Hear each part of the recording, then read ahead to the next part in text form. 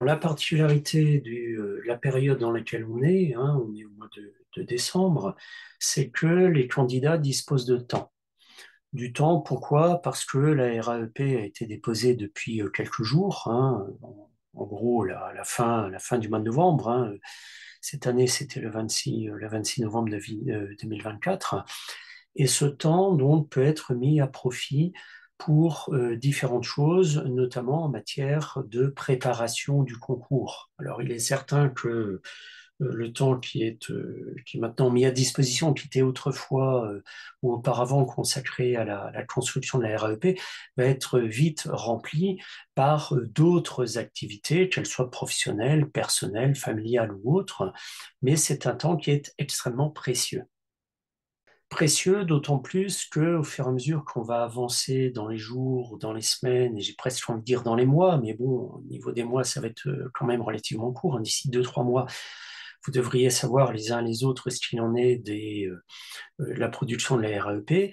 Eh bien, la pression va monter progressivement.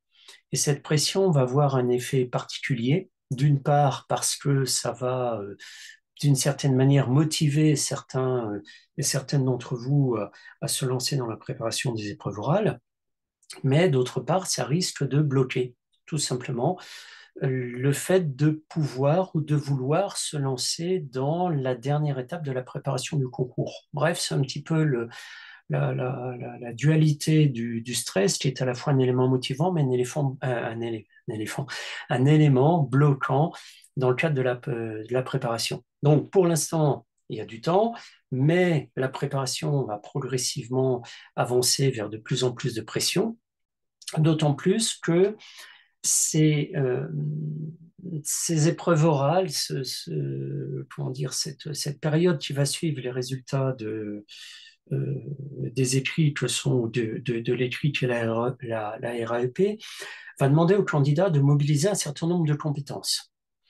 Et ces compétences, je vais être honnête avec vous, on ne les récupère pas, on ne les rattrape pas, on ne les développe pas dans leur totalité dans la préparation directe des épreuves orales. Parce qu'à partir du moment où les épreuves orales vont être tout simplement annoncées, hein, enfin les résultats de la REP vont être annoncés, et donc forcément les dates pour les épreuves orales et ce que les candidats pourront faire ou sauront ce qu'ils devront faire pour les épreuves orales, eh bien à ce moment-là, il sera quasiment trop tard pour travailler sur les compétences dont vous aurez besoin les uns et les autres pour présenter les épreuves orales. Pourquoi? Parce que à partir du moment où les résultats seront annoncés, eh bien, on se lancera tout simplement dans des entraînements sur des sujets qui vous permettront de vous familiariser avec la méthodologie des différentes étapes du ou des oraux que vous aurez à présenter. Donc la méthodologie est importante, la méthodologie est essentielle, mais elle ne vous permettra que de travailler que des compétences purement techniques correspondant à l'épreuve. Or, l'épreuve demande d'aller plus loin que la mise en œuvre des compétences attendues au moment de l'exposé que vous serez amené à mettre en œuvre, suivi des questions. Donc là, on est dans une période un petit peu particulière pour laquelle vous avez du temps. La pression n'est pas encore là, mais elle va être amenée à monter au fur et à mesure, à progresser au fur et à mesure. Et c'est pendant cette période que vous pouvez et devez, je vois par expérience auprès d'autres candidats des années précédentes, vous devez être amené à développer les compétences dont vous aurez besoin pour présenter de manière sereine les épreuves auxquelles vous serez confronté à l'oral. C'est pourquoi dans cette masterclass, on va aborder trois choses sur l'actualisation des connaissances.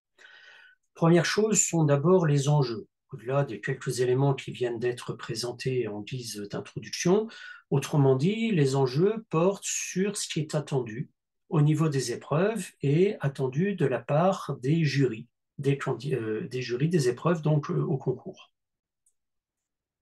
Deuxième point qu'on abordera sont les éléments sur lesquels vous pouvez travailler pour vous préparer pendant cette période entre la fin du mois de novembre et puis grosso modo le début du mois de février.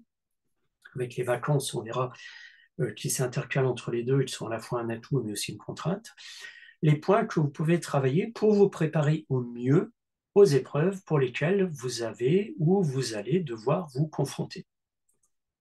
Et puis, le troisième élément que l'on sera amené à aborder, c'est simplement la manière dont vous pouvez vous organiser pour préparer ces épreuves orales qui sont à venir et pour lesquelles, à partir du moment où les résultats des REP seront donnés, eh bien, il s'agira surtout de s'entraîner à acquérir une certaine souplesse pour pouvoir dérouler l'exposé qui sera construit à partir du dossier que le jury vous aura donné, afin de montrer que vous avez déjà acquis les compétences